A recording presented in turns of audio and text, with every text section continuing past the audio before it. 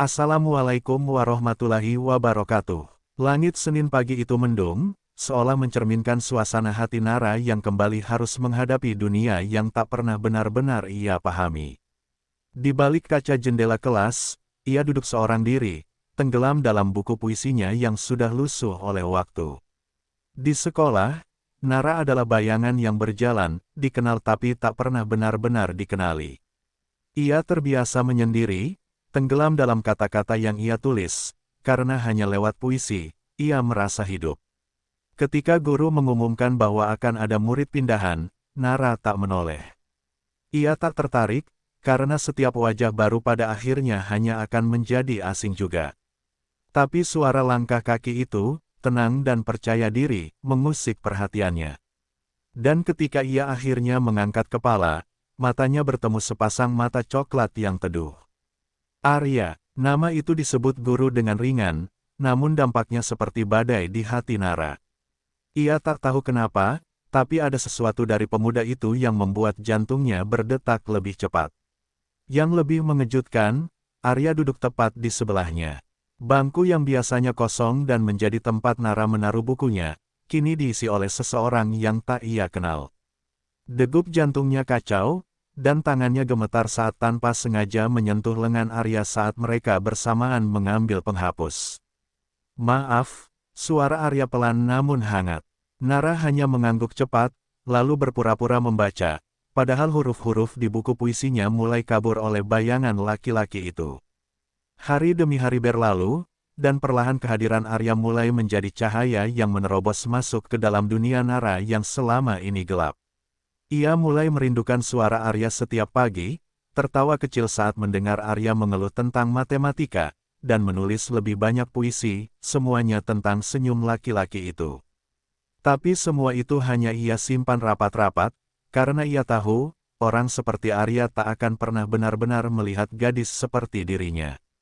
Namun kenyataan justru semakin menyakitkan. Arya mulai sering menyapanya, menanyakan kabar, bahkan meminjam catatan saat ketinggalan pelajaran. Nara tahu seharusnya ia bersyukur, tapi semakin dekat Arya, semakin besar pula ketakutan yang tumbuh di hatinya. Takut berharap, takut kecewa, takut kalau semua ini hanya sementara. Karena yang seperti Arya datang hanya untuk sesaat, dan yang seperti Nara hanya untuk menyaksikan kepergian itu, dalam diam. Di suatu sore yang sunyi, Nara menatap langit dari bangku taman sekolah. Hujan baru saja berhenti, menyisakan aroma tanah yang basah. Ia menulis satu baris di bukunya, "Kadang, yang paling terang datang hanya untuk menyadarkan kita betapa gelapnya dunia saat mereka pergi." Ia tak tahu kenapa ia menulis itu, tapi hatinya seolah bersiap untuk kehilangan sesuatu, atau seseorang, yang belum sempat dimiliki. Sejak hari itu, segalanya berubah perlahan namun pasti. Arya bukan hanya siswa baru yang ramah, ia seperti sinar mentari yang menyusup ke celah-celah retak hati Nara. Setiap pagi, ia menyapa dengan senyum yang tulus, seolah kehadiran Nara benar-benar berarti. Dan meski Nara selalu membalas dengan senyum canggung dan pandangan yang tak berani menetap, hatinya menjerit karena dalam dunia yang dingin dan sepi, akhirnya ada seseorang yang menghangatkannya. Mereka mulai terbiasa berbagi ruang. Di perpustakaan, Arya duduk di seberang, bertanya tentang buku yang Nara baca. Di kelas, ia sering melirik catatan Nara dan mengagumi tulisannya yang rapi. Bahkan di kantin, tanpa diminta, Arya terkadang duduk di sebelahnya, mengajak bicara, meski Nara tak selalu pandai menjawab. Tapi dari semua momen itu, yang paling Nara takutkan adalah rasa nyaman yang perlahan tumbuh, seperti benih yang disirami oleh harapan. Pada suatu sore hujan, ketika listrik padam dan hanya suara rintik yang menemani, Arya dan Nara terjebak berdua di lorong kelas yang sepi. Arya duduk di lantai, menatap langit yang kelabu di luar jendela. "Kadang aku merasa sendiri meski dikelilingi orang," katanya pelan. Nara menoleh, terkejut oleh kata-kata itu. Ia tak menyangka, seseorang seperti Arya, yang terlihat kuat dan penuh cahaya, bisa merasakan kesepian yang sama seperti dirinya. Sejenak, mata mereka bertemu, dan dalam diam, Nara merasa dunia mereka tak sejauh yang ia kira.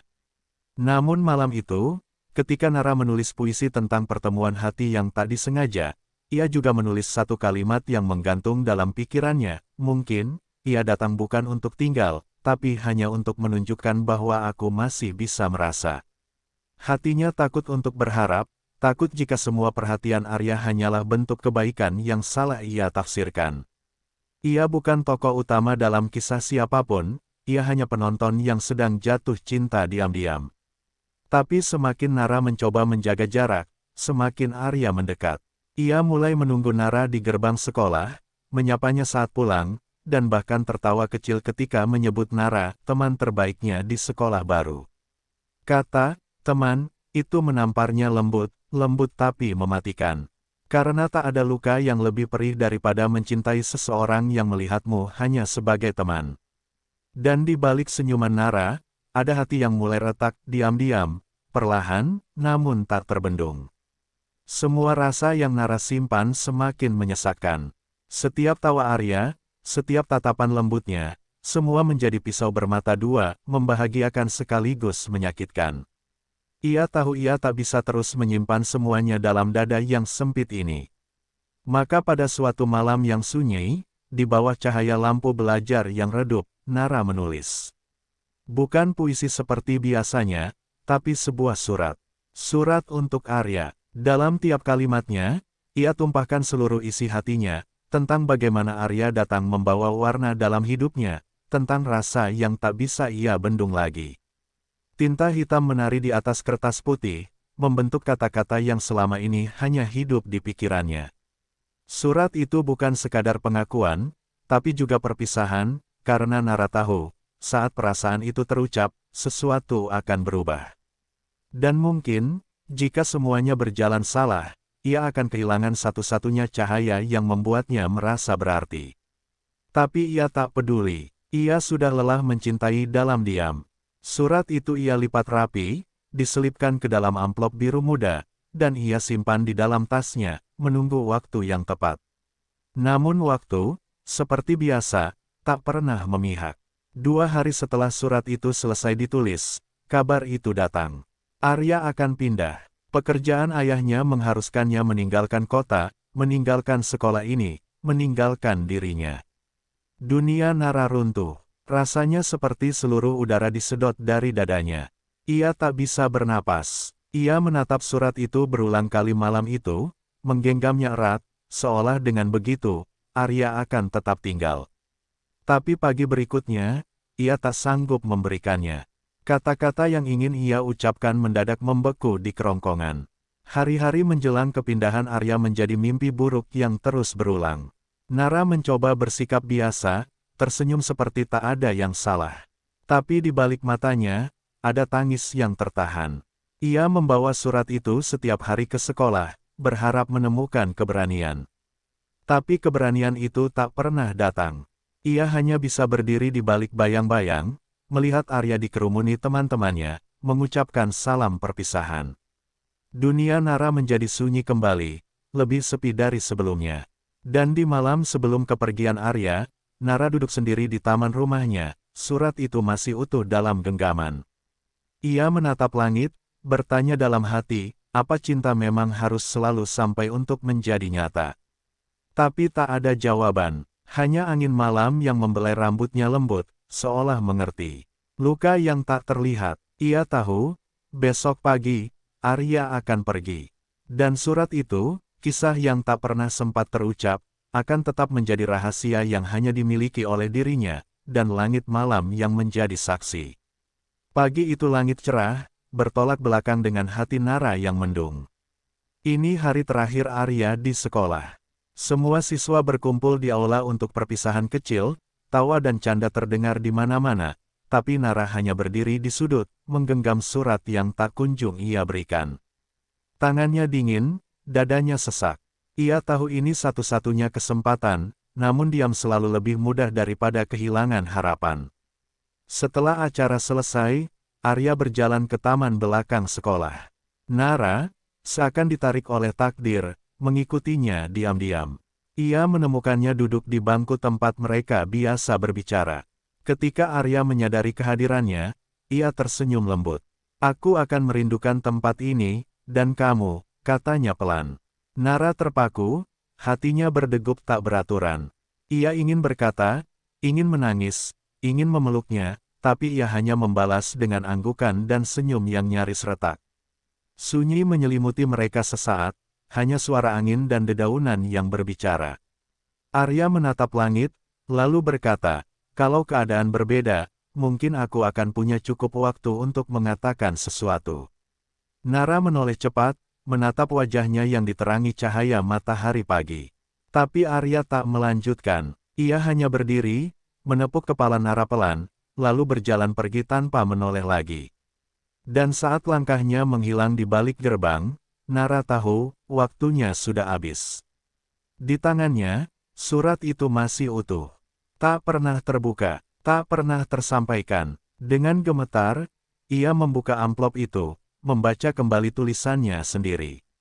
Air mata mengalir perlahan, lalu ia merobek surat itu menjadi potongan-potongan kecil dan melepaskannya ke angin. Pergilah, bisiknya, kalau kau tak untukku, biarlah rasa ini ikut pergi bersamamu. Langit biru tetap sama, tapi hari itu, Nara merasa ia berdiri di bawah langit yang berbeda, langit yang baru saja mengambil satu-satunya cahaya dari hidupnya. Waktu berjalan seperti biasa, tapi bagi Nara, hari itu tak pernah benar-benar berlalu. Arya telah pergi, meninggalkan ruang kosong yang tak bisa diisi siapapun. Ia kembali menjadi gadis pendiam yang menyendiri di perpustakaan, hanya kali ini, kesepiannya berbeda, lebih sunyi, lebih dalam, karena ia tahu bagaimana rasanya mencintai dan kehilangan, meski tanpa pernah memiliki. Setiap halaman buku puisinya kini dipenuhi nama yang sama. Bukan dalam bentuk jelas, tapi dalam metafora yang hanya ia mengerti. Tentang cahaya yang tak sempat menetap, tentang tawa yang menggema di kepalanya setiap malam. Ia tak pernah menyesali cintanya, meski tak sempat diungkapkan. Karena di balik semua itu, ia tahu, rasa yang tulus tak selalu harus memiliki tempat untuk tinggal. Suatu malam, Nara duduk di taman yang dulu mereka datangi. Angin malam berembus pelan, membawa wangi hujan yang mulai turun rintik-rintik. Ia membuka buku puisinya dan menulis satu bait terakhir. Aku pernah mencintaimu dalam diam yang utuh. Di antara harapan yang tak sempat tumbuh.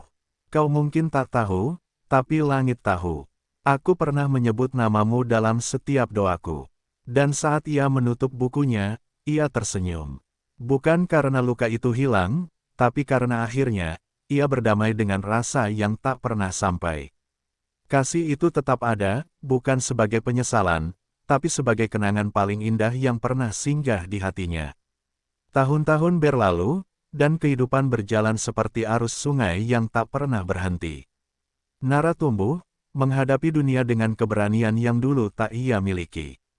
Tapi di hatinya, selalu ada ruang kecil yang tetap dijaga, sebuah ruang yang dihuni oleh kenangan tentang seorang laki-laki yang pernah singgah, sebentar namun bermakna. Arya mungkin hanya menjadi bagian singkat dari kisah hidupnya, tapi jejaknya tak pernah benar-benar hilang.